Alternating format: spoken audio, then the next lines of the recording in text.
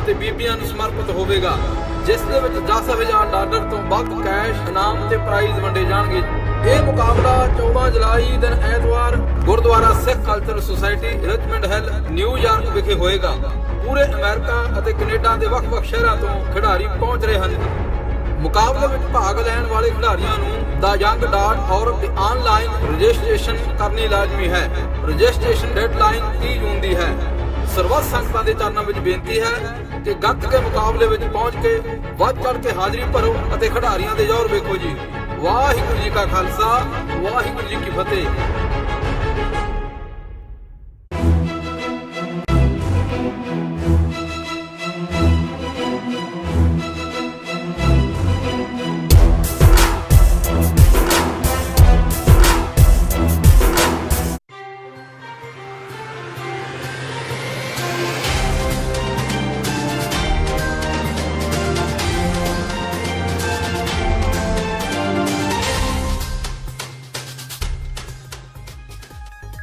सत श्री अकाल। टीवी 84 देख रहे सारे दर्शकों का स्वागत है। मैं हरप्रीत कौर ਤੇ ਬੁਲੇਟਿਨ ਦੀ ਸ਼ੁਰੂਆਤ ਕਰਦੇ ਹਾਂ ਹੈਡਲਾਈਨਸ ਦੇ ਨਾਲ। ਰਾਹੁਲ ਗਾਂਧੀ ਦੇ ਅਸਤੀਫੇ ਦੇਣ ਦੇ ਫੈਸਲੇ ਨਾਲ ਕਾਂਗਰਸ ਵਿੱਚ ਵਧਿਆ ਸੰਕਟ। ਕਾਂਗਰਸ ਦੇ 5 ਮੁੱਖ ਮੰਤਰੀ ਮਿਲੇ ਰਾਹੁਲ ਗਾਂਧੀ ਨੂੰ ਅਸਤੀਫਾ ਨਾ ਦੇਣ ਦੀ ਕੀਤੀ ਅਪੀਲ। ਰਾਜਸਥਾਨ ਦੇ ਮੁੱਖ ਮੰਤਰੀ ਅਸ਼ੋਕ ਗਹਿਲੋਤ ਨੇ ਕੀਤੀ ਮੁੱਖ ਮੰਤਰੀਆਂ ਦੀ ਅਗਵਾਈ।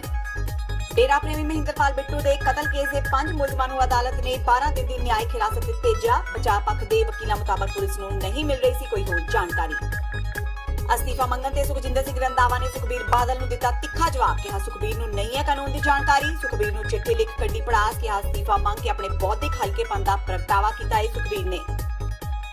ਸ਼੍ਰੀ ਗੁਰੂ ਨਾਨਕ ਦੇਵ ਜੀ ਦੇ 550 ਸਾਲਾ ਪ੍ਰਕਾਸ਼ ਪੁਰਬ ਮੌਕੇ ਮੁੱਖ ਸਮਾਗਮ ਵਿੱਚ ਸ਼ਾਮਲ ਹੋਣ ਲਈ ਸ਼੍ਰੋਮਣੀ ਗੁਰਦੁਆਰਾ ਪ੍ਰਬੰਧਕ ਕਮੇਟੀ ਦੇ ਪ੍ਰਧਾਨ ਗੋਬਿੰਦ ਸਿੰਘ ਲੌਂਗੋਵਾਲ ਨੇ ਪ੍ਰਧਾਨ ਮੰਤਰੀ ਨਰਿੰਦਰ ਮੋਦੀ ਨੂੰ ਦਿੱਤਾ ਸੱਦਾ। ਲੌਂਗੋਵਾਲ ਨਾਲ ਸੁਖਬੀਰ ਸਿੰਘ ਬਾਦਲ, ਹਰਸਿਮਰਤ ਕੌਰ ਬਾਦਲ, ਬਲਵਿੰਦਰ ਸਿੰਘ ਭੂੰਦੜ ਵੀ ਰਹੇ ਮੌਜੂਦ। ਮੋਦੀ ਨੇ ਪ੍ਰਕਾਸ਼ ਪੁਰਬ ਨੂੰ ਸਮੁੱਚੇ ਵਿਸ਼ਵ ਲਈ ਵਿਲੱਖਣ ਮੌਕਾ ਦਿੱਤਾ ਕਰਾਰ। ਤੇ ਕਲਾਕਾਰ ਤੋਂ ਸਿਆਸਤਦਾਨ ਬਣੇ ਸਨੀ ਦਿਓਲ ਨੇ ਇੱਕ ਵਾਰ ਫੇਰ ਕੀਤਾ ਲੋਕਾਂ ਨੂੰ ਨਿਰਾਸ਼। ਆਪਣੀ ਜਗ੍ਹਾ ਸਮਾਗਮਾਂ ਵਿੱਚ ਸ਼ਿਰਕਤ ਕਰਨ ਲਈ ਗੁਰਪ੍ਰੀਤ ਸਿੰਘ ਪਲਹੇੜੀ ਨੂੰ ਕੀਤਾ ਨਿਯੁਕਤ। ਸਰਕਾਰ ਨੇ ਪਲਹੇੜੀ ਨੂੰ ਮੁਹੱਈਆ ਕਰਾਈ ਸੁਰੱਖਿਆ। ਤੇ ਹੁਣੇ ਨਾ ਖਬਰਾਂ ਦਾ ਵਿਸਥਾਰ। ਕਾਂਗਰਸ ਵਿੱਚ ਅਸਤੀਫਾ ਸੰਕਟ ਪਸਰ ਗਿਆ ਹੈ। ਇਸੇ ਦਰਮਿਆਨ ਕਾਂਗਰਸ ਸ਼ਾਸਤ 5 ਸੂਬਿਆਂ ਦੇ ਮੁੱਖ ਮੰਤਰੀ ਸੋਮਵਾਰ ਨੂੰ ਰਾਹੁਲ ਗਾਂਧੀ ਨੂੰ ਮਿਲਣ ਪਹੁੰਚੇ। ਇਹਨਾਂ ਵਿੱਚ ਮੁੱਖ ਮੰਤਰੀ ਕੈਪਟਨ ਅਮਰਿੰਦਰ ਸਿੰਘ ਤੋਂ ਇਲਾਵਾ ਛੱਤੀਸਗੜ੍ਹ ਦੇ ਮੁੱਖ ਮੰਤਰੀ ਭੂਪੇਸ਼ ਬਘੇਲ, ਮੱਧ ਪ੍ਰਦੇਸ਼ ਦੇ ਮੁੱਖ ਮੰਤਰੀ ਕਮਲਨਾਥ, ਪੁਡੂਚੇਰੀ ਦੇ ਮੁੱਖ ਮੰਤਰੀ ਨਾਰਾਇਣ ਸਾਮੀ ਤੇ ਰਾਜਸਥਾਨ ਦੇ ਮੁੱਖ ਮੰਤਰੀ ਅਸ਼ੋਕ ਗਹਿਲੋਤ ਸ਼ਾਮਲ ਸਨ। ਮੁਲਾਕਾਤ ਤੋਂ ਬਾਅਦ ਰਾਜਸਥਾਨ ਦੇ ਮੁੱਖ ਮੰਤਰੀ ਅਸ਼ੋਕ ਗਹਿਲੋਤ ਨੇ ਦੱਸਿਆ ਕਿ ਉਹਨਾਂ ਦੀ ਰਾਹੁਲ ਨਾਲ ਚੰਗੀ ਗੱਲਬਾਤ ਹੋਈ। ਉਹਨਾਂ ਰਾਹੁਲ ਨੂੰ ਵਰਕਰਾਂ ਦੀਆਂ ਮੰਗਾਂ ਦੱਸੀਆਂ ਤੇ ਉਹਨਾਂ ਨਾਲ ਖੁੱਲ੍ਹ ਕੇ ਗੱਲਬਾਤ ਕੀਤੀ। ਉਹਨਾਂ ਕਿਹਾ ਕਿ ਚੋਣਾਂ ਵਿੱਚ ਜਿੱਤ ਹਾਰ ਤਾਂ ਹੁੰਦੀ ਰਹਿੰਦੀ ਹੈ। ਰਾਹੁਲ ਨੇ ਉਹਨਾਂ ਦੀ ਗੱਲ ਨੂੰ ਧਿਆਨ ਨਾਲ ਗੌਲਿਆ। ਉਹਨਾਂ ਉਮੀਦ ਜਤਾਈ ਕਿ ਰਾਹੁਲ ਉਹਨਾਂ ਦੀ ਗੱਲ ਵੱਲ ਧਿਆਨ ਜ਼ਰੂਰ ਦੇਣਗੇ। ਇੱਕ ਪਾਸੇ ਜਿੱਥੇ ਕਾਂਗਰਸ ਦੇ ਮੁੱਖ ਮੰਤਰੀ ਰਾਹੁਲ ਗਾਂਧੀ ਨੂੰ ਮਨਾਉਣ ਪਹੁੰਚੇ ਤਾਂ ਦੂਜੇ ਪਾਸੇ ਪੰਜਾਬ ਤੋਂ ਰਾਜ ਸਭਾ ਮੈਂਬਰ ਪ੍ਰਤਾਪ ਸਿੰਘ ਬਾਜਵਾ ਨੇ ਕਿਹਾ ਕਿ ਰਾਹੁਲ ਨੂੰ ਮਨਾਉਣਾ ਹੈ ਤਾਂ ਖੁਦ 5 ਮੁੱਖ ਮੰਤਰੀ ਅਸਤੀਫਾ ਦੇ ਦੇਣ। ਹਾਲ ਹੀ ਵਿੱਚ ਰਾਹੁਲ ਗਾਂਧੀ ਨੇ ਕਿਸੇ ਵੀ ਮੁੱਖ ਮੰਤਰੀ ਦੇ ਪ੍ਰਧਾਨ ਦੇ ਅਸਤੀਫੇ ਨਾ ਦੇਣ ਤੇ ਨਾਰਾਜ਼ਗੀ ਜ਼ਾਹਿਰ ਕੀਤੀ ਸੀ। इस प्रकार का देश के अंदर कांग्रेस कार्यकर्ता माहौल है। क्या वो सोचता है, क्या हमारे नेता सोचते हैं विभिन्न राज्यों के अंदर, और क्या हम लोग सोचते हैं? तो खुल के बातचीत उनसे हमने करी है और हमने ये भी कहा है कि जो वर्तमान परिस्थिति देश की बनी है, चुनाव में हार जीत होती रहती है, पहले भी हुई है।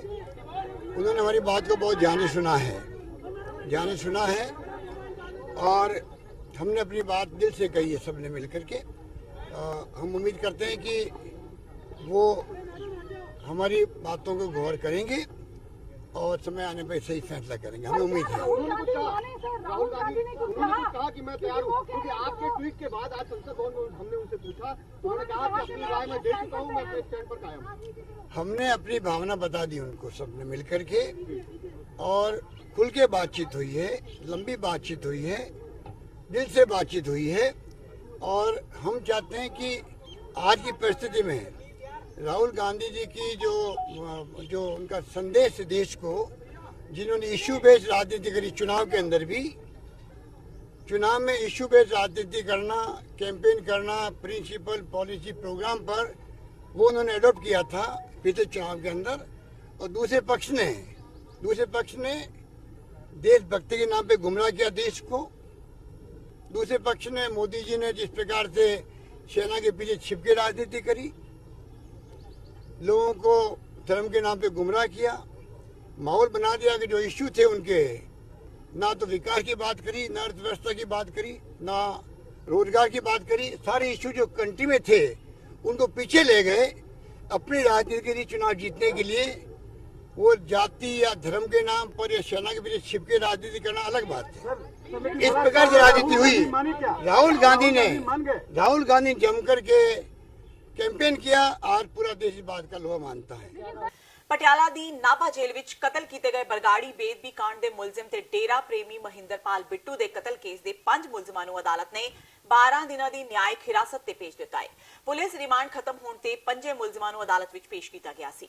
ਨਾਭਾ ਦੇ ਡੀਐਸਪੀ ਵਰਿੰਦਰਜੀਤ ਸਿੰਘ ਨੇ ਦੱਸਿਆ ਕਿ ਅਦਾਲਤ ਨੇ ਸਾਰੇ ਮੁਲਜ਼ਮਾਂ ਨੂੰ 12 ਜੁਲਾਈ ਤੱਕ ਨਿਆਇਕ ਹਿਰਾਸਤ ਵਿੱਚ ਭੇਜ ਦਿੱਤਾ ਹੈ। ਉਹਨਾਂ ਇਸ ਮਾਮਲੇ ਵਿੱਚ ਕੁਝ ਵੀ ਦੱਸਣ ਤੋਂ ਇਨਕਾਰ ਕਰ ਦਿੱਤਾ। ਡੀਐਸਪੀ ਨੇ ਕਿਹਾ ਕਿ ਮਾਮਲੇ ਦੀ ਜਾਂਚ ਐਸਆਈਟੀ ਕਰ ਰਹੀ ਹੈ, ਇਸ ਲਈ ਉਹੀ ਇਸ ਕੇਸ ਦੇ ਅੱਗੇ ਵਧਣ ਬਾਰੇ ਕੁਝ ਦੱਸ ਸਕਦੇ ਨੇ।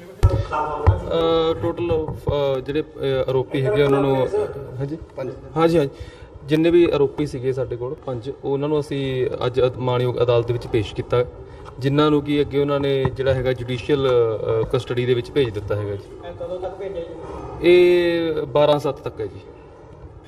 ਕਾਰਵਾਈ ਕੋਈ ਹੋਈ ਨਹੀਂ ਅਜੇ ਤੱਕ ਪੁਲਿਸ ਨੂੰ? ਉਹ ਜੀ ਜਿਹੜੀ ਵੀ investigation team, special investigation team ਹੈਗੀ, ਇਨਵੈਸਟੀਗੇਸ਼ਨ ਦੇ ਰਿਲੇਟਡ ਜਿੰਨੀ ਵੀ ਡਿਟੇਲਸ ਨੇ ਉਹ ਤੁਹਾਡੇ ਨਾਲ ਅਫਸਰ ਸਾਹਿਬਾਨ ਉਹ ਸਾਂਝੇ ਕਰਨਗੇ ਜੀ।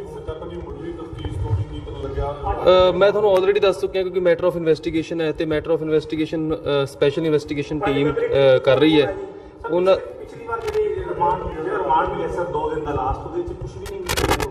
ਦੇਖੋ ਜੋ ਫੇਰ ਅਗੇਨ ਮੈਟਰ ਆਫ ਇਨਵੈਸਟੀਗੇਸ਼ਨ ਆ ਗਿਆ, ਜੋ ਵੀ ਰਿਕਵਰੀਜ਼ ਹੋਈਆਂ ਨੇ ਕੁਝ ਵੀ ਹੋਈਆਂ ਨੇ ਔਨ ਰਿਕਾਰਡ ਨੇ, ਤੇ ਉਹ ਜਿਹੜੀਆਂ ਸਪੈਸ਼ਲ ਇਨਵੈਸਟੀਗੇਸ਼ਨਸ ਟੀਮ ਹੈ ਜਦੋਂ ਵੀ ਉਹ ਮਹਿਸੂਸ ਕਰੂਗੀ ਕਿ ਕੁਝ ਦੱਸਣਾ ਬਣਦਾ ਤਾਂ ਉਹਨਾਂ ਦੁਆਰਾ ਦੱਸਿਆ ਜਾਊਗਾ। ਸਰ ਪੁਲਿਸ ਨੇ ਕੋਈ ਰਿਮਾਂਡ ਅੱਜ ਕਿਹਾ ਹੈ? ਬਿਲਕੁਲ ਜੀ, ਅਸੀਂ ਅਪਲਾਈ ਕੀਤਾ ਸੀਗਾ ਰਿਮਾਂਡ ਵਾਸਤੇ, ਬਟ ਮਾਨਯੋਗ ਅਦਾਲਤ ਨੇ ਜੋ ਹੈ ਉਹਨਾਂ ਨੂੰ ਕਸਟਡੀ ਜੁਡੀਸ਼ੀਅਲ ਕਸਟਡੀ ਦੇ ਵਿੱਚ ਭੇਜਿਆ ਹੈ ਤੇ ਇਹਨਾਂ ਦਾ 5 ਦਿਨ ਦਾ ਰਿਮਾਂਡ ਮੰਗਿਆ ਗਿਆ ਔਰ ਪੁਲਿਸ ਰਿਮਾਂਡ ਦੇ ਵਿੱਚ ਇਹਨਾਂ ਦੀ ਰਿਕੁਐਸਟ ਇਹ ਸੀ ਕਿ ਜਿਹੜੀਆਂ ਕਾਲ ਡਿਟੇਲਸ ਨੇ ਅਸੀਂ ਉਹ ਕਨਫਰੰਟ ਕਰਨੀਆਂ ਨੇ। ਸੋ ਸਾਡੀ ਬੈਟਰੀ ਆਫ ਲਾਇਰਸ ਜਿਹਦੇ ਵਿੱਚ ਮੰਝਪੁਰ ਸਾਹਿਬ ਨੇ, ਗੁਰਕਰਨ ਗਰੇਵਾਲ ਹੈਗੇ ਤੇ ਬਾਕੀ ਵਕੀਲ ਸਾਹਿਬ ਹੈਗੇ ਆ, ਉਹਨਾਂ ਨੇ ਅਸੀਂ ਇੱਕੋ ਚੀਜ਼ ਤੇ ਅਪੋਜ਼ ਕੀਤਾ ਕਿ ਪਿਛਲੇ 72 ਘੰਟਿਆਂ ਦੇ ਵਿੱਚ ਇਹਨਾਂ ਨੇ ਇਨਵੈਸਟੀਗੇਸ਼ਨ 'ਚ ਕੋਈ ਇੰਪਰੂਵਮੈਂਟ ਸ਼ੋ ਨਹੀਂ ਕੀਤੀ। ਲਾਸਟ ਤਾਰੀਖ ਤੇ ਵੀ ਇਹੀ ਕਹਿੰਦੇ ਸੀ ਕਿ ਅਸੀਂ ਡਿਟੇਲਸ ਕਨਫਰੰਟ ਕਰਾਉਣੀ ਆ, ਅੱਜ ਵੀ ਸੀ। ਸੋ ਸਾਡੀਆਂ ਦਲੀਲਾਂ ਨਾਲ ਸਹਿਮਤ ਹੁੰਦੇ ਹੋਏ ਅਦਾਲਤ ਨੇ ਪੁਲਿਸ ਰਿਮਾਂਡ ਡਿਕਲਾਈਨ ਕਰਤਾ, ਜੁਡੀਸ਼ੀਅਲ ਰਿਮਾਂਡ। ਲੁਧਿਆਣਾ ਕੇਂਦਰੀ ਜੇਲ੍ਹ ਵਿੱਚ ਕੈਦੀਆਂ ਵੱਲੋਂ ਕੀਤੀ ਹਿੰਸਾ ਤੇ ਅਸਤੀਫਾ ਮੰਗਣ ਵਾਲੇ ਅਕਾਲੀ ਦਲ ਦੇ ਪ੍ਰਧਾਨ ਸੁਖਬੀਰ ਸਿੰਘ ਬਾਦਲ ਨੂੰ ਚਿੱਠੀ ਲਿਖ ਕੇ ਜੇਲ੍ਹ ਮੰਤਰੀ ਸੁਖਜਿੰਦਰ ਸਿੰਘ ਰੰਧਾਵਾ ਨੇ ਤਿੱਖਾ ਜਵਾਬ ਦਿੱਤਾ ਹੈ। ਸੁਖਬੀਰ ਬਾਦਲ ਨੂੰ ਵੰਗਾਰਦਿਆਂ ਰੰਧਾਵਾ ਨੇ ਕਿਹਾ ਕਿ ਜੇਕਰ ਸਾਬਕਾ ਗ੍ਰਹਿ ਮੰਤਰੀ ਨੂੰ ਜੇਲ੍ਹ ਮੈਨੂਅਲ ਬਾਰੇ ਪਤਾ ਹੁੰਦਾ ਤਾਂ ਉਹ ਉਹਨਾਂ ਦਾ ਅਸਤੀਫਾ ਮੰਗ ਕੇ ਆਪਣੇ ਬੌਧਿਕ ਹਲਕੇਪਣ ਦਾ ਪ੍ਰਗਟਾਵਾ ਨਾ ਕਰਦੇ। ਰੰਧਾਵਾ ਨੇ ਸਾਬਕਾ ਉਪ ਮੁੱਖ ਮੰਤਰੀ ਨੂੰ ਚਿੱਠੀ ਲਿਖਦਿਆਂ ਕਿਹਾ ਕਿ ਜੇਕਰ ਉਹਨਾਂ ਨੇ ਆਪਣੇ ਕਾਰਜਕਾਲ ਦੌਰਾਨ ਜੇਲ੍ਹ ਮੈਨੂਅਲ ਨਹੀਂ ਪੜ੍ਹੇ ਤਾਂ ਉਹ ਹੁਣ ਜੇਲ੍ਹ ਮੈਨੂਅਲ ਦੀ ਧਾਰਾ 363 ਤੋਂ 367 ਪੜ੍ਹ ਲੈਣ, ਜਿਸ ਵਿੱਚ ਸਪਸ਼ਟ ਲਿਖਿਆ ਹੈ ਕਿ ਜੇਲ੍ਹ ਵਿੱਚ ਕਿਸੇ ਵੀ ਅਣਸੁਖਾਵੀ ਘਟਨਾ ਨੂੰ ਨਜਿੱਠਣ ਲਈ ਹਥਿਆਰ ਚਲਾਉਣ ਦੇ ਜੇਲ੍ਹ ਅਧਿਕਾਰੀਆਂ ਨੂੰ ਪੂਰਨ ਅਧਿਕਾਰ ਹੁੰਦੇ ਨੇ। ਰੰਧਾਵਾ ਨੇ ਕਿਹਾ ਕਿ ਸੁਖਬੀਰ ਬਾਦਲ ਨੇ ਲੁਧਿਆਣਾ ਵਿੱਚ ਕੈਦੀਆਂ ਵੱਲੋਂ ਕੀਤੀ ਹਿੰਸਾ ਉਪਰੰਤ ਕੀਤੀ ਗੋਲੀਬਾਰੀ ਦੀ ਤੁਲਨਾ ਬਹਿਬਲ ਕਲਾਂ ਗੋਲੀ ਕਾਂਡ ਨਾਲ ਕਰਕੇ ਸਿੱਖ ਕੌਮ ਦੀ ਤੋਹੀਨ ਕੀਤੀ ਹੈ, ਜਿਸ ਲਈ ਉਹ ਸਮੁੱਚੀ ਸਿੱਖ ਕੌਮ ਤੋਂ ਮਾਫੀ ਮੰਗਣ। ਸ਼੍ਰੀ ਗੁਰੂ ਨਾਨਕ ਦੇਵ ਜੀ ਦੇ 550 ਸਾਲਾ ਪ੍ਰਕਾਸ਼ ਪੁਰਬ ਮੌਕੇ 12 ਨਵੰਬਰ 2019 ਨੂੰ ਗੁਰਦੁਆਰਾ ਸ਼੍ਰੀ ਬੇਰ ਸਾਹਿਬ ਸੁਲਤਾਨਪੁਰ ਲੋਧੀ ਵਿਖੇ ਮੁੱਖ ਸਮਾਗਮ ਵਿੱਚ ਸ਼ਾਮਿਲ ਹੋਣ ਲਈ ਸ਼੍ਰੋਮਣੀ ਗੁਰਦੁਆਰਾ ਪ੍ਰਬੰਧਕ ਕਮੇਟੀ ਵੱਲੋਂ ਭਾਰਤ ਦੇ ਪ੍ਰਧਾਨ ਮੰਤਰੀ ਨਰਿੰਦਰ ਮੋਦੀ ਨੂੰ ਸੱਦਾ ਦਿੱਤਾ ਗਿਆ ਹੈ। ਦਿੱਲੀ ਵਿਖੇ ਪ੍ਰਧਾਨ ਮੰਤਰੀ ਨਾਲ ਇੱਕ ਨਿੱਜੀ ਮਿਲਣੀ ਸਮੇਂ ਸ਼੍ਰੋਮਣੀ ਕਮੇਟੀ ਦੇ ਪ੍ਰਧਾਨ ਭਾਈ ਗੋਬਿੰਦ ਸਿੰਘ ਲੋਂਗੋਵਾਲ ਨੇ ਉਹਨਾਂ ਨੂੰ ਇਹ ਸੱਦਾ ਪੱਤਰ ਦਿੱਤਾ।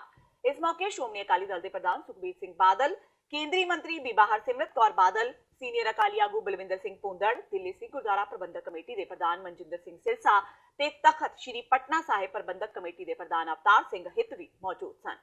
ਲੋਂਗੋਵਾਲ ਨੇ ਦੱਸਿਆ ਕਿ ਭਾਰਤ ਦੇ ਪ੍ਰਧਾਨ ਮੰਤਰੀ ਨਰਿੰਦਰ ਮੋਦੀ ਨੇ ਸਿੱਖਾਂ ਦੀ ਪ੍ਰਤੀਨਿਧ ਧਾਰਮਿਕ ਸੰਸਥਾ ਸ਼੍ਰੋਮਣੀ ਗੁਰਦੁਆਰਾ ਪ੍ਰਬੰਧਕ ਕਮੇਟੀ ਵੱਲੋਂ 550ਵੇਂ ਪ੍ਰਕਾਸ਼ ਪੁਰਬ ਨੂੰ ਸਮਰਪਿਤ ਕੀਤੇ ਜਾ ਰਹੇ ਸਮਾਗਮਾਂ ਦੀ ਸ਼ਲਾਘਾ ਕੀਤੀ ਤੇ ਮੁੱਖ ਸਮਾਗਮ ਵਿੱਚ ਸ਼ਾਮਿਲ ਹੋਣਾ ਵੀ ਪ੍ਰਵਾਨ ਕੀਤਾ ਹੈ।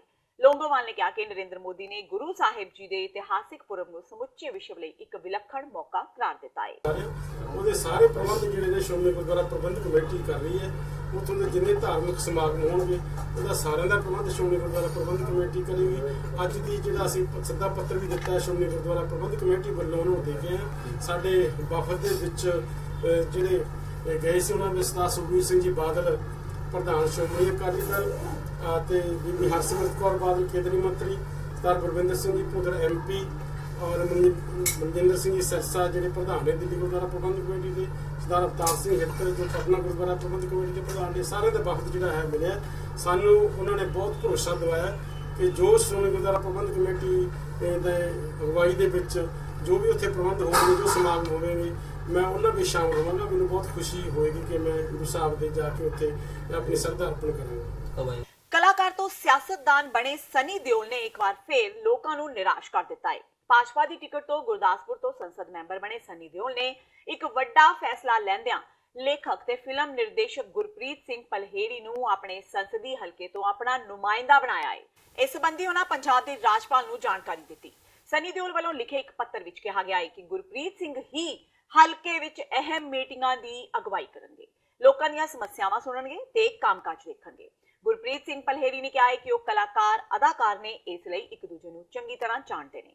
ਉਹਨਾਂ ਕਿਹਾ ਕਿ ਉਹ 24 ਘੰਟੇ ਗੁਰਦਾਸਪੁਰ ਰਹਿਣਗੇ। ਸਨੀ ਦਿਓਲ ਨੇ ਉਹਨਾਂ ਤੇ ਭਰੋਸਾ ਜਤਾਇਆ ਹੈ। ਉਹਨਾਂ ਕਿਹਾ ਕਿ ਉਹ ਇਕੱਲੇ ਨਹੀਂ, ਸਾਰੇ ਭਾਜਪਾ ਵਰਕਰ ਮਿਲ ਕੇ ਲੋਕਾਂ ਦੀ ਸੇਵਾ ਕਰਨਗੇ। ਸਨੀ ਦਿਓਲ ਦੇ ਇਸ ਐਲਾਨ ਤੋਂ ਬਾਅਦ ਗੁਰਪ੍ਰੀਤ ਸਿੰਘ ਪਲਹੇੜੀ ਨੂੰ ਪੰਜਾਬ ਸਰਕਾਰ ਵੱਲੋਂ ਗੱਡੀ ਤੇ ਸੁਰੱਖਿਆ ਵੀ ਦੇ ਦਿੱਤੀ ਗਈ ਹੈ। ਹਲਕਾ ਖਡੂਰ ਸਾਹਿਬ ਦੇ ਐਮਪੀ ਜਸਬੀਰ ਸਿੰਘ ਡਿੰਪਾ ਨੇ ਜ਼ਿਲ੍ਹੇ ਦੇ ਸਾਰੇ ਵਿਭਾਗਾਂ ਦੇ ਅਧਿਕਾਰੀਆਂ ਨੂੰ ਤਾੜਨਾ ਕੀਤੀ ਹੈ ਕਿ ਉਹ ਸਿਰਫ ਨੌਕਰੀ ਬਚਾਉਣ ਲਈ ਹੀ ਕੰਮ ਨਾ ਕਰਨ, ਸਗੋਂ ਪੰਜਾਬ ਨੂੰ ਬਚਾਉਣ ਲਈ ਕੰਮ ਕਰਨ। ਇਸ ਮੌਕੇ ਮੀਟਿੰਗ ਨੂੰ ਸੰਬੋਧਨ ਕਰਦਿਆਂ ਉਹਨਾਂ ਕਿਹਾ ਕਿ ਇਸ ਵੇਲੇ ਪੰਜਾਬ ਸੰਕਟ ਦੇ ਦੌਰ ਵਿੱਚੋਂ ਲੰਘ ਰਿਹਾ ਹੈ। ਕੁਦਰਤੀ ਸਰੋਤ, ਵਾਤਾਵਰਣ ਦਾ ਪਲੀਤ ਹੋਣਾ, ਪਾਣੀ ਦਾ ਹੇਠਾਂ ਜਾਣਾ ਤੇ ਨਸ਼ੇ ਵਰਗੀ ਬਿਮਾਰੀ ਪੰਜਾਬ ਨੂੰ ਖਾ ਰਹੀ ਹੈ ਤੇ ਜੇਕਰ ਅਸੀਂ ਸਾਰੇ ਮਿਲ ਕੇ ਇਹਨਾਂ ਮੁਸ਼ਕਲਾਂ ਵਿਰੁੱਧ ਖੜੇ ਨਾ ਹੋਏ ਤਾਂ ਆਉਣ ਵਾਲੀਆਂ ਪੀੜ੍ਹੀਆਂ ਸਾਨੂੰ ਕਦੇ ਵੀ ਮਾਫ ਨਹੀਂ ਕਰਨਗੀਆਂ। ਉਹਨਾਂ ਅਧਿਕਾਰੀਆਂ ਨੂੰ ਕਿਹਾ ਕਿ ਕੇਵਲ ਆਪਣੀ ਖਾਨਾ ਪੂਰਤੀ ਲਈ ਨਹੀਂ ਬਲਕਿ ਪੰਜਾਬ ਨੂੰ ਬਚਾਉਣ ਲਈ ਕੰਮ ਕਰਨੇ ਚਾਹੀਦੇ ਨੇ। ਡਿੰਪਾ ਨੇ ਕਿਹਾ ਕਿ ਇਸ ਵੇਲੇ ਪੰਜਾਬ ਨੂੰ ਹੱਸਦਾ ਵਸਦਾ ਰੱਖਣਾ ਇੱਕ ਅਹਿਮ ਮੁੱਦਾ ਹੈ, ਜਿਸ ਪ੍ਰਤੀ ਗੰਭੀਰ ਹੋ ਕੇ ਕੰਮ ਕਰਨ ਦੀ ਲੋੜ ਹੈ।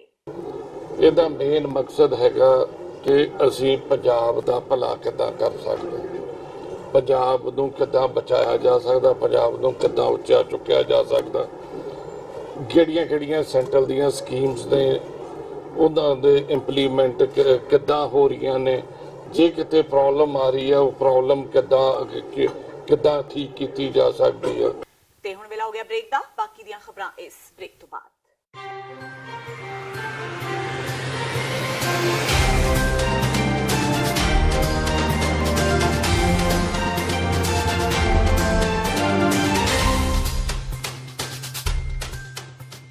ਵਾਹਿਗੁਰੂ ਜੀ ਕਾ ਖਾਲਸਾ, ਵਾਹਿਗੁਰੂ ਜੀ ਕੀ ਫਤਿਹ। ਗੱਤਕਾ ਅਖਾੜਾ ਸ਼ਹੀਦ ਬਾਬਾ ਅਜੀਤ ਸਿੰਘ ਜੀ ਨਿਊ ਜਰਸੀ ਪੇਸ਼ ਕਰਦੇ ਹਨ 5ਵੀਂ ਵਰ੍ਹੇਗੰਢ ਨਾਰਥ ਅਮਰੀਕਨ ਗੱਤਕਾ ਟੂਰਨਾਮੈਂਟ ਮੈਦਾਨੇ ਜੰਗ 2019, ਜੋ ਕਿ ਸਮੂਹ ਪ੍ਰਾਪਤ ਸੂਰਵੀਰ ਮਾਤਾਵਾਂ ਅਤੇ ਬੀਬੀਆਂ ਨੂੰ ਸਮਰਪਿਤ ਹੋਵੇਗਾ, ਜਿਸ ਦੇ ਵਿੱਚ $10,000 ਤੋਂ ਵੱਧ ਕੈਸ਼ ਇਨਾਮ ਤੇ ਪ੍ਰਾਈਜ਼ ਵੰਡੇ ਜਾਣਗੇ।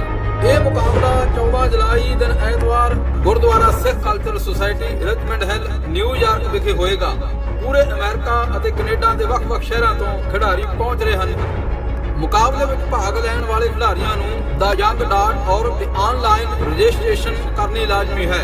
ਰਜਿਸਟ੍ਰੇਸ਼ਨ ਡੈਡਲਾਈਨ 30 ਜੂਨ ਦੀ ਹੈ। ਸਰਬੱਤ ਸੰਗਤਾਂ ਦੇ ਚਰਨਾਂ ਵਿੱਚ ਬੇਨਤੀ ਹੈ ਕਿ ਗੱਤਕੇ ਮੁਕਾਬਲੇ ਵਿੱਚ ਪਹੁੰਚ ਕੇ ਵੱਧ ਚੜ੍ਹ ਕੇ ਹਾਜ਼ਰੀ ਭਰੋ ਅਤੇ ਖਿਡਾਰੀਆਂ ਦੇ ਜ਼ੋਰ ਵੇਖੋ ਜੀ। ਵਾਹਿਗੁਰੂ ਜੀ ਕਾ ਖਾਲਸਾ, ਵਾਹਿਗੁਰੂ ਜੀ ਕੀ ਫਤਿਹ।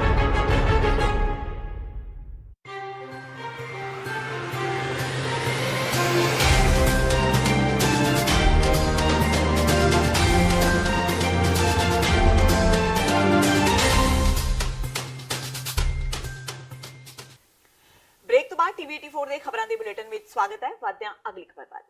ਬੀਤੇ ਦਿਨੀ ਸੰਗਰੂਰ ਦੇ ਨੇੜਲੇ ਸ਼ਹਿਰ ਮਲੇਰਕੋਟਲਾ ਦੇ ਕਸਬੇ ਸੰਦੌੜ ਵਿੱਚ ਬਿਰਧ ਪੰਪ ਆਪਰੇਟਰ ਨਾਲ ਕੁੱਟਮਾਰ ਦੀ ਘਟਨਾ ਵਾਪਰੀ ਸੀ। ਅੱਜ ਉਸ ਬਜ਼ੁਰਗ ਦੀ ਲੁਧਿਆਣਾ ਵਿੱਚ ਇਲਾਜ ਦੌਰਾਨ ਮੌਤ ਹੋ ਗਈ। ਮ੍ਰਿਤਕ ਦੀ ਪਛਾਣ ਲਾਭ ਸਿੰਘ ਵਜੋਂ ਹੋਈ ਹੈ, ਜੋ ਸੰਦੌੜ ਦੇ ਵਾਟਰ ਵਰਕਸ ਵਿੱਚ ਬਤੌਰ ਪੰਪ ਆਪਰੇਟਰ ਤਾਇਨਾਤ ਸੀ। ਲਾਭ ਸਿੰਘ ਦੇ ਜਵਾਈ ਜਸਵੰਤ ਸਿੰਘ ਨੇ ਦੱਸਿਆ ਕਿ ਬੀਤੇ ਦਿਨੀ ਮਨੋਹਰ ਲਾਲ ਨੇ ਉਹਨਾਂ ਦੇ ਬਜ਼ੁਰਗ ਤੇ ਜਾਨਲੇਵਾ ਹਮਲਾ ਕੀਤਾ ਤੇ ਉਸ ਨੂੰ ਗੁੱਜੀਆਂ ਸੱਟਾਂ ਮਾਰੀਆਂ, ਜਿਸ ਕਾਰਨ ਇਲਾਜ ਦੌਰਾਨ ਉਹਨਾਂ ਦੀ ਮੌਤ ਹੋ ਗਈ। ਉਸਨੇ ਕਿਹਾ ਕਿ ਮਨੋਹਰ ਲਾਲ ਦੇ ਘਰ ਦੀਆਂ ਔਰਤਾਂ ਵੀ ਇਸ ਕੁੱਟਮਾਰ ਵਿੱਚ ਸ਼ਾਮਿਲ ਸਨ। ਮਲੇਰਕੋਟਲਾ ਪੁਲਿਸ ਦੇ ਉੱਚ ਅਧਿਕਾਰੀਆਂ ਮੁਤਾਬਕ ਉਹਨਾਂ ਇਸ ਸਬੰਧ ਵਿੱਚ ਸੰਦੌੜ ਥਾਣੇ ਵਿੱਚ ਧਾਰਾ 308 ਤਹਿਤ ਮਨੋਹਰ ਲਾਲ ਤੇ ਉਸਦੇ ਦੋ ਸਾਥੀਆਂ ਤੇ ਮੁਕੱਦਮਾ ਨੰਬਰ 38 ਦਰਜ ਕਰ ਲਿਆ ਹੈ। ਉਹਨਾਂ ਦੱਸਿਆ ਕਿ ਮਨੋਹਰ ਲਾਲ ਨੂੰ ਗ੍ਰਿਫਤਾਰ ਕਰ ਲਿਆ ਗਿਆ ਹੈ, ਜਦਕਿ ਉਸਦੇ ਫਰਾਰ ਸਾਥੀਆਂ ਨੂੰ ਗ੍ਰਿਫਤਾਰ ਕਰ ਲਿਆ ਜਾਵੇਗਾ। ਕਿਉਂਕਿ ਸਾਡੇ ਮੁੰਡੇ ਦੀ ਡੈਥ ਹੋ ਚੁੱਕੀ ਹੈ, ਬੜੀਆਂ ਉਹਨਾਂ ਦੇ ਗੁੱਜੀਆਂ ਸੱਟਾਂ ਵੀ ਮਾਰੀਆਂ ਨੇ ਤੇ ਅਸੀਂ ਇਹ ਕਹਿੰਦੇ ਆ ਵੀ ਪੂਰੇ ਉਹਨਾਂ ਦੀ ਜਿਹੜੀ ਫੈਮਿਲੀ ਤੇ ਉਹਨਾਂ ਦੀਆਂ ਲੇਡੀਜ਼ ਨੇ ਉਹ ਵੀ ਇਨਵੋਲਵ ਨੇ, ਉਹਨਾਂ ਤੇ ਸਾਰਿਆਂ ਤੇ ਪਰਚਾ ਕਰਿਆ ਜਾਵੇ। ਪਰਚਾ ਕਰਕੇ ਉਹਨਾਂ ਤੇ ਜਿਹੜੀ ਲੋੜੀ ਦੀ ਕਾਰਵਾਈ ਦੇ ਅਧੀਨ ਉਹਨਾਂ ਨੂੰ ਅੰਦਰ ਕੀਤਾ ਜਾਵੇ ਤਾਂ ਕਿ ਜਿਹੜੀ ਹੈਗੀ ਉਹਨਾਂ ਨੂੰ ਸਖਤ ਤੋਂ ਸਖਤ ਸਜ਼ਾ ਮਿਲੀ ਜਾਵੇ। ਕਿਉਂ ਦੂਸਰੀ ਗੱਲ ਇਹ ਹੈ ਜੀ, ਉਹ ਅੰਮ੍ਰਿਤਧਾਰੀ ਸਿੰਘ ਵੀ ਨੇ, ਉਹਨਾਂ ਦੇ ਕਕਾਰਾਂ ਦੀ ਵੀ ਬੇਅਦਬੀ ਹੋਈ ਆ ਅਸੀਂ ਪੋਸਟਾਂ ਵਾਇਰਲ ਕਰੀਆਂ ਨੇ, ਜਿਹਦੇ ਵਿੱਚ ਉਹਨਾਂ ਦੇ ਪਰਿਵਾਰ ਵੱਲੋਂ ਕੀਤੀ ਗਈ ਮਾਰ ਕੁਟਾਈ ਦੀ ਵੀਡੀਓ ਵੀ ਅਸੀਂ ਵਿੱਚ ਉਹ ਪਾਈ ਹੋਈ ਹੈ। ਇਸ ਕੇਸ ਦੇ ਵਿੱਚ 308 ਆਈਪੀਸੀ ਦਾ ਜਿਹੜਾ ਕੇਸ ਹੈਗਾ ਉਹ ਦਰਜ ਰਜਿਸਟਰ ਕੀਤਾ ਗਿਆ। ਹੋਰਾਈਜ਼ਨ ਹਸਪੀਟਲ ਲੁਧਿਆਣਾ ਦੇ ਵਿੱਚ ਜਿਹੜਾ ਇੰਜਰਡ ਲਵ ਸਿੰਘ ਦਾ ਇੱਕ ਸੀਗਾ, ਜੋ ਹੁਣੇ ਥੋੜ੍ਹੀ ਦੇਰ ਪਹਿਲਾਂ ਸਾਨੂੰ ਕੋਲ ਇਤਲਾਹ ਆਈ ਹੈ ਕਿ ਉਹਨਾਂ ਦੀ ਡੈਥ ਹੋ ਗਈ। ਇਸ ਕੇਸ ਦੇ ਵਿੱਚ ਜਿਹੜੀ ਫਰਦਰ ਪ੍ਰੋਸੀਡਿੰਗਸ ਜਿਹੜੀਆਂ ਨੇ ਜਾਰੀ ਨੇ ਜੀ। ਇੱਕ ਅਕਿਊਜ਼ਡ ਮਨੋਹਰ ਲਾਲ ਹੈ। ਟੋਟਲ ਇਸ ਕੇਸ ਦੇ ਵਿੱਚ 3 ਅਕਿਊਜ਼ਡ ਨੇ, ਉਹਨਾਂ ਵਿੱਚੋਂ ਇੱਕ ਅਕਿਊਜ਼ਡ ਮਨੋਹਰ ਲਾਲ ਜਿਹੜਾ ਹੈ ਉਹਦੀ ਅਰੈਸਟ ਹੋ ਚੁੱਕੀ ਹੈ।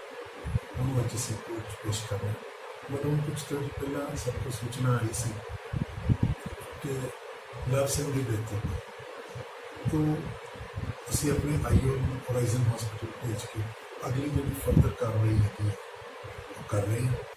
ਸ਼੍ਰੀ ਹਰਮੰਦਰ ਸਾਹਿਬ ਵਿੱਚ ਆਉਣ ਵਾਲੀ ਸੰਗਤ ਨੂੰ ਆਪਣਾ ਨਿਸ਼ਾਨਾ ਬਣਾ ਚੋਰੀ ਦੀਆਂ ਵਾਰਦਾਤਾਂ ਨੂੰ ਅੰਜਾਮ ਦੇਣ ਵਾਲੇ ਐਸਜੀਪੀਸੀ ਦੇ ਇੱਕ ਮੁਲਾਜ਼ਮ ਨੂੰ ਪੁਲਿਸ ਨੇ ਕਾਬੂ ਕੀਤਾ ਹੈ।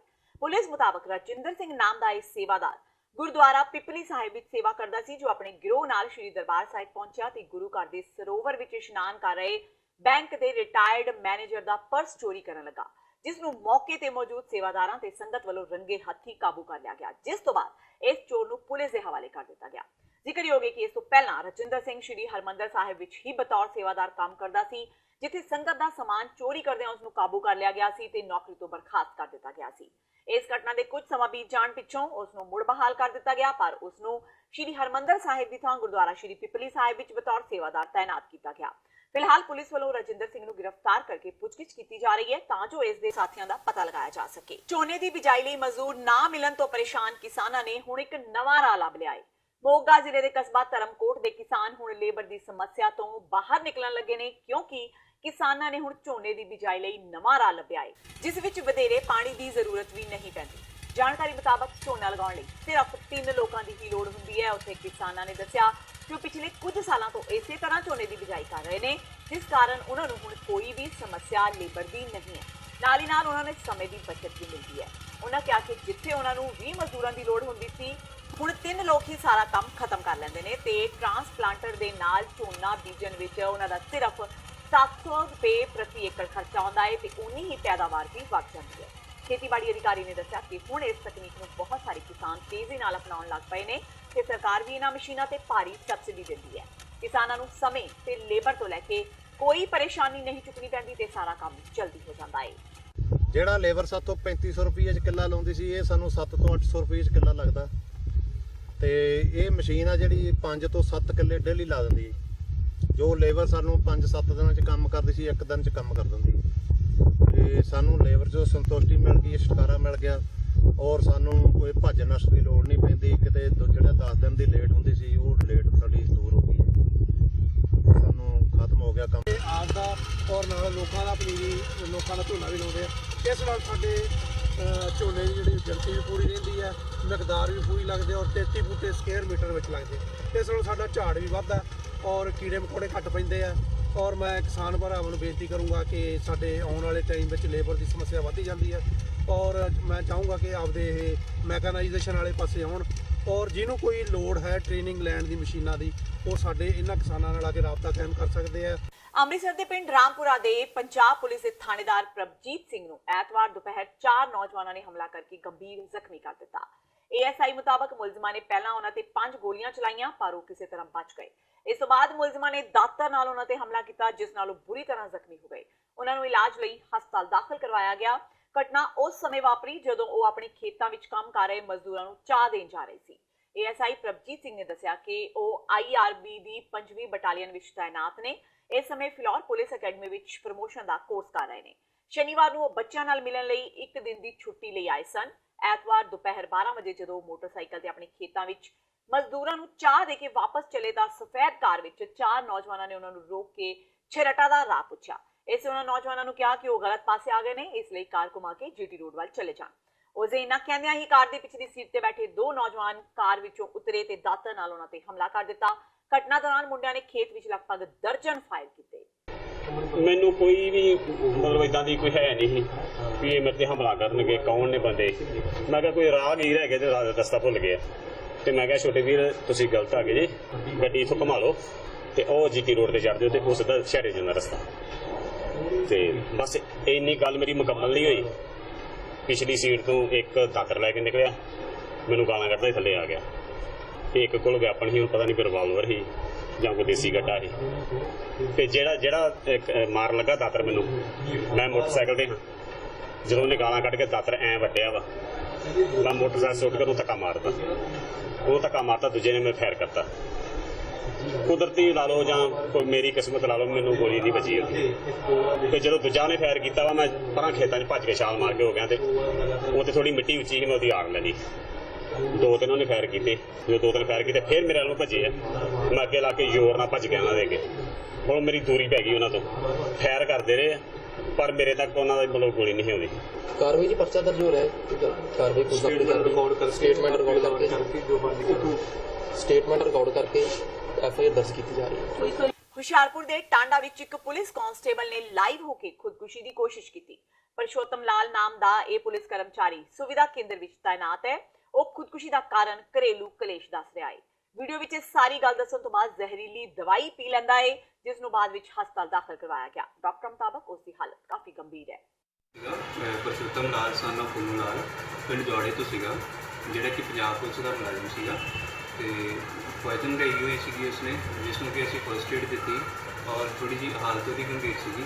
ਇਸ ਕਰਕੇ ਸਾਨੂੰ ਉਹਨੂੰ ਫਸਟ ਏਡ ਦੇ ਕੇ ਜਿੰਨਾ ਵੀ ਸਾਰਾ ਫਸਟ ਏਡ 'ਚ ਸੀਗਾ ਉਹ ਕਰਕੇ ਵੈਸਟਿਕ ਇਲਾਜ ਕਰਕੇ ਉਹਨੂੰ ਅਸੀਂ ਫਰਦਰ ਮੈਨੇਜਮੈਂਟ ਲਈ ਸਿਵਲ ਹਸਪਤਾਲ ਹੁਸ਼ਿਆਰਪੁਰ ਭੇਜਿਆ ਹੈ। ਔਰ ਅੱਗੇ ਜਿਹੜਾ ਟ੍ਰੀਟਮੈਂਟ ਹੈ ਉਹ ਫਿਰ ਉੱਥੇ ਅੰਥਰੂ ਮੈਡੀਕਲ ਸਪੈਸ਼ਲਿਸਟ ਹੋਊਗਾ। ਪਾਕਿਸਤਾਨ ਵਿੱਚ ਬੈਠੇ ਨਸ਼ਾ ਸਮਗਲਰ ਆਪਣੀਆਂ ਨਾਪਾਕ ਹਰਕਤਾਂ ਤੋਂ ਫਿਰੋਜ਼ਪੁਰ ਸੈਕਟਰ ਵਿੱਚ ਬਾਜ਼ ਆਉਣ ਦਾ ਨਾਮ ਨਹੀਂ ਲੈ ਰਹੇ। ਪਾਕਿਸਤਾਨੀ ਸਮਗਲਰਾਂ ਵੱਲੋਂ ਹਰ ਵਾਰ ਨਵੀਂ ਤੋਂ ਨਵੀਂ ਤਕਨੀਕ ਨਾਲ ਭਾਰਤ ਵੱਲ ਹੈਰੋਇਨ ਭੇਜੀ ਜਾ ਰਹੀ ਹੈ, ਪਰ ਪਾਕਿਸਤਾਨੀ ਸਮਗਲਰਾਂ ਦੀਆਂ ਇਹਨਾਂ ਹਰਕਤਾਂ ਨੂੰ BSF ਲਗਾਤਾਰ ਨਾਕਾਮ ਕਰਦੀ ਆ ਰਹੀ ਹੈ। ਪਾਕ ਸਮਗਲਰਾਂ ਵੱਲੋਂ ਇੱਕ ਲੱਕੜੀ ਵਿੱਚ ਵੱਡਾ ਛੇਦ ਕਰਕੇ ਉਸ ਵਿੱਚ 1 ਕਿਲੋ 680 ਗ੍ਰਾਮ ਹੈਰੋਇਨ ਭਰ ਕੇ ਭਾਰਤ ਵੱਲ ਭੇਜੀ ਗਈ। ਪਰ BSF ਦੀ 136 ਬਟਾਲੀਅਨ ਨੇ ਇੰਡੋ ਪਾਕ ਬਾਰਡਰ ਦੀ ਪੋਸਟ ਕਸੋਕੇ ਵਿੱਚ ਰੂਟੀਨ ਸਰਚ ਆਪਰੇਸ਼ਨ ਕੀਤਾ ਤਾਂ ਕੰਡਿਆਲੀ ਤਾਰ ਦੇ ਕੋਲ ਇੱਕ ਝਾੜੀ ਵਿੱਚ ਇੱਕ ਲੱਕੜ ਦਾ ਗੁਟਕਾ ਮਿਲਿਆ, ਜਿਸ ਵਿੱਚੋਂ 1 ਕਿਲੋ 680 ਗ੍ਰਾਮ ਹੈਰੋਇਨ ਬਰਾਮਦ ਹੋਈ। ਫੜੀ ਗਈ ਹੈਰੋਇਨ ਦੀ ਕੀਮਤ ਅੰਤਰਰਾਸ਼ਟਰੀ ਬਾਜ਼ਾਰ ਵਿੱਚ ਕਰੀਬ 8 ਕਰੋੜ ਰੁਪਏ ਦੱਸੀ ਜਾਂਦੀ ਹੈ ਤੇ BSF ਅਧਿਕਾਰੀਆਂ ਵੱਲੋਂ ਸਮਗਲਰਾਂ ਦਾ ਪਤਾ ਲਗਾਉਣ ਦੀ ਕੋਸ਼ਿਸ਼ ਕੀਤੀ ਜਾ ਰਹੀ ਹੈ। ਇੱਕ ਨਜ਼ਦੀਕੀ ਰਿਸ਼ਤੇਦਾਰ ਵੱਲੋਂ 4 ਸਾਲ ਦੀ ਬੱਚੀ ਨੂੰ ਆਪਣੀ ਹਵਸ ਦਾ ਸ਼ਿਕਾਰ ਬਣਾਉਣ ਦੀ ਘਿਨੌਣੀ ਘਟਨਾ ਦਾ ਇੱਕ ਮਾਮਲਾ ਸਾਹਮਣੇ ਆਇਆ ਹੈ। ਘਟਨਾ ਤਰਨਤਾਰਨ ਦੇ ਪਿੰਡ ਦੀ ਹੈ। ਪੀੜਤ ਬੱਚੀ ਨੂੰ ਇਲਾਜ ਲਈ ਤਰਨਤਾਰਨ ਦੇ ਸਿਵਲ ਹਸਪਤਾਲ ਦਾਖਲ ਕਰਵਾਇਆ ਗਿਆ ਹੈ। ਘਟਨਾ ਦਾ ਦੁਖਦ ਪਹਿਲੂ ਇਹ ਵੀ ਹੈ ਕਿ ਬਲਾਤਕਾਰ ਨੂੰ ਅੰਜਾਮ ਦੇਣ ਵਾਲੇ ਵਿਅਕਤੀ ਦੇ ਨਾਲ ਇੱਕ ਮਹਿਲਾ ਵੀ ਸ਼ਾਮਿਲ ਸੀ। ਮਾਮਲੇ ਦੀ ਜਾਂਚ ਕਰ ਰਹੀ ਪੁਲਿਸ ਨੇ ਘਟਨਾ ਨੂੰ ਅੰਜਾਮ ਦੇਣ ਵਾਲੇ ਉਕਤ ਆਰੋਪੀਆਂ ਖਿਲਾਫ ਮਾਮਲਾ ਦਰਜ ਕਰਕੇ ਅਗਲੀ ਕਾਰਵਾਈ ਸ਼ੁਰੂ ਕਰ ਦਿੱਤੀ ਹੈ।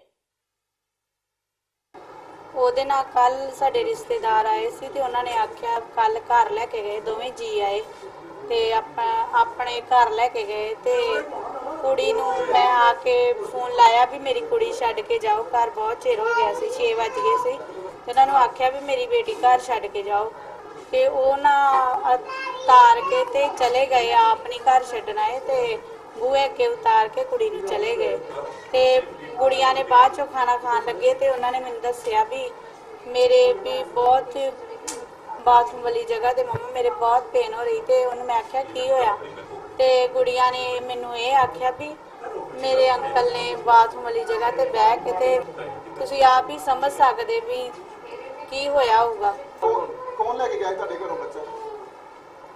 ਅਮਨ ਤੇ ਸਾਜ ਸਿੰਘ। ਕਿੱਥੋਂ ਦੇ ਰਹਿਣ ਵਾਲੇ ਹੋ? ਹਾਂਜੀ, ਉਹ ਹਰੀ ਕੇ ਪੱਤਨ ਦੇ। ਤੁਹਾਡੇ ਕੀ ਲੱਗਦੇ? ਉਹ ਮੇਰੀ ਮੰਮੀ ਜੀ ਮੇਰੀ ਸੱਸ ਤੇ ਉਹਨਾਂ ਦੇ ਅੱਗਿਓਂ ਉਹਨਾਂ ਦੇ ਭਰਾ ਦੀ ਬੇਟੀ ਹੈ ਤੇ ਉਹਨਾਂ ਦਾ ਅੱਗਿਓਂ ਹਸਬੈਂਡ ਹੈ। ਸਾਰ ਸਿੰਘ ਤੇ ਉਸ ਦੀ ਪਤਨੀ ਅਮਨਦੀਪ ਕੌਰ। ਕੀ ਮਾਮਲਾ ਕੀਤਾ? ਕਿਹੜੇ ਤਰ੍ਹਾਂ ਲੱਗ ਗਈ? 376 120 ਕਿੰਨੇ ਸਾਲ ਦੀ? 4 ਸਾਲ ਦੀ ਬੱਚੀ। ਤੇ ਇਸ ਹੁਣ ਤੱਕ ਦੀਆਂ ਖਬਰਾਂ ਜਾਂਦੇ ਜਾਂਦੇ ਇੱਕ ਵਾਰ ਫੇਰ ਨਜ਼ਰ ਮਾਰਦੇ ਹਾਂ ਮੁੱਖ ਖਬਰਾਂ ਤੇ।